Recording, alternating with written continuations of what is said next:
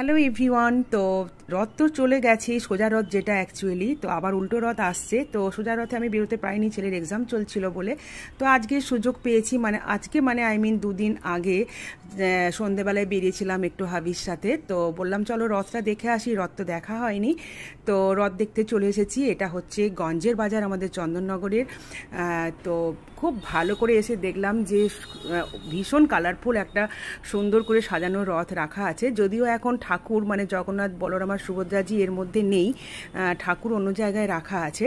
তো রথটা দেখে খুব ভালো লাগলো। রথ দেখতেই অ্যাকচুয়ালি এসেছিলাম, যে রথের দর্শন করা হয়নি। তো খুব ভালো লাগলো, রথটা এত সুন্দর করে সাজানো। আর এই রথটা 1774 ইয়া 1798 মধ্যে কিন্তু এটা স্টার্ট হয়েছে এখানে।